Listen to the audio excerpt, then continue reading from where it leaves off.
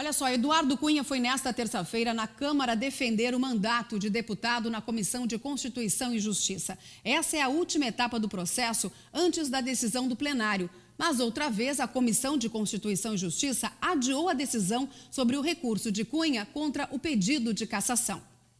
Uma recepção com xingamentos. Bandido!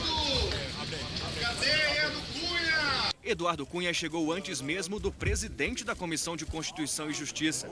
Foi cumprimentado por poucos deputados e, ao pé do ouvido, conversou com aliados. O relator concluiu a leitura do parecer que recomenda uma nova votação no Conselho de Ética. Ronaldo Fonseca negou o pedido de Cunha para que o processo recomece. Aliados do PMDBista pediram vista. Peço vistas a esse. Não existe isso, presidente. O deputado Marum já entra nessa reunião querendo que ela não exista. Mais uma vez, nós vamos ter mais manobras aqui dentro, deputado Marum. Não é necessário. Ao lado do advogado, Cunha fez a própria defesa. Voltou a dizer que é vítima de perseguição política e alegou erros no processo que pode levar à cassação do mandato. Esse recurso demonstra o detalhamento das infrações regimentais que foram cometidas no âmbito desse processo. Essa é a primeira vez que Eduardo Cunha volta à Câmara desde que renunciou à presidência. Ele avisou ao Supremo que viria, mas se depender do Procurador-Geral da República, Rodrigo Janot, ele vai continuar afastado do exercício do mandato. Janot afirmou ao STF que a renúncia não interfere em nada na situação jurídica do deputado. A CCJ é a última etapa antes que o plenário decida se cassa ou não o mandato de Cunha. Ainda falta a votação do relatório de Ronaldo Fonseca, que deve ser nesta semana. Mas a palavra final deve ficar para agosto, após o recesso. Bom, agora 12:12, falando de política. Boa tarde, Tudo Prisco. bem, Sobre esse assunto, então, é esperar realmente o recesso? Quer dizer que a manobra de Eduardo Cunha e aliados deu certo? Olha, Idiane, é fôlego de gato esse Eduardo Cunha, porque realmente ele tem 7 vidas. Há 8 meses esse processo tramita na Câmara dos Deputados. E ele conseguiu agora o feito de jogar isso para depois do recesso branco, portanto, só em agosto. Decisão na CCJ, nem agora, só lá em agosto. É bem provável que ele seja derrotado no seu recurso na CCJ, Comissão de Constituição e Justiça. E, então, vai ter que mesmo encarar o plenário. Ontem ficou muito claro, todos meio que querendo manter uma certa distância, como se lepra ele tivesse. Poucos ficaram próximo dele para uma conversa, nem mesmo aqueles aliados mais próximos. E ele é um cidadão de tamanha disfarçatez, com requintes de atrevimento, que ele chegou a declarar: olha, prestem atenção o que estão fazendo aqui comigo, porque amanhã pode ser com você. Ou seja, uma ameaça velada. Ele é muito cara de pau. Ele realmente é um cidadão que não tem limites, mas o dia dele efetivamente está chegando.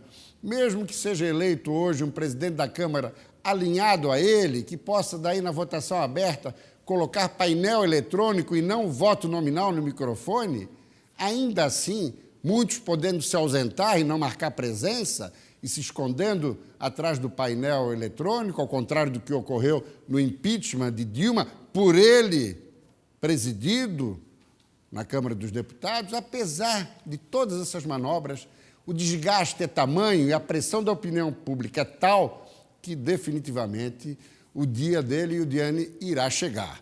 Não será agora, mas não passa de agosto. Falando do dia dele, eu digo dia D hoje também, né, Prisco? Hoje tem a votação para a escolha do presidente e entre os candidatos está o deputado Espiridião Amin, do PP. É verdade. Né? Nós temos uma imagem aqui do Espiridião Amin, a gente até fez. Muito bem. É o único catarinense que está na briga, Jorginho Melo, que não tinha a menor chance, retirou a candidatura, ele que é do PR.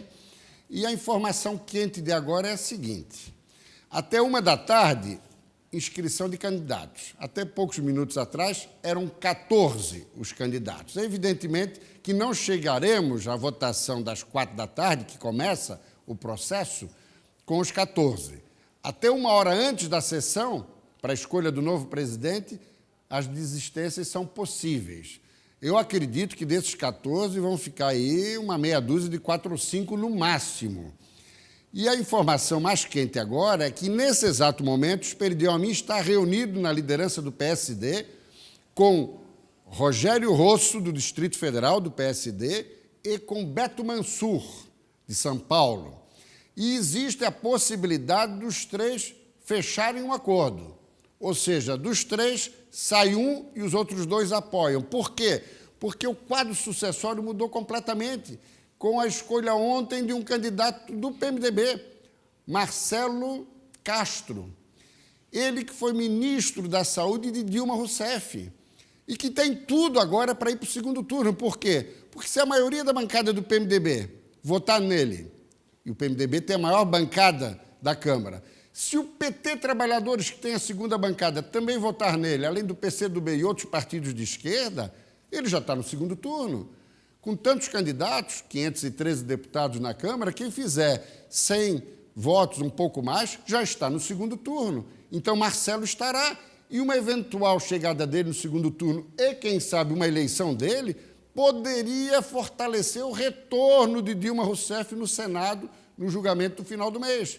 É muito improvável o retorno dela, mas, no ritmo que as coisas estão acontecendo, é um risco. Então, talvez, diante desse fato novo de Marcelo Castro, do PMDB, expediam a mim Rogério Rosso e o terceiro, Beto Mansur, que é o primeiro secretário da Câmara, poderiam chegar a um acordo para, então, fazer frente e ir para o segundo turno com Marcelo Castro. O quadro ainda está muito embolado, mas o panorama, de momento, de Brasília, é esse agora.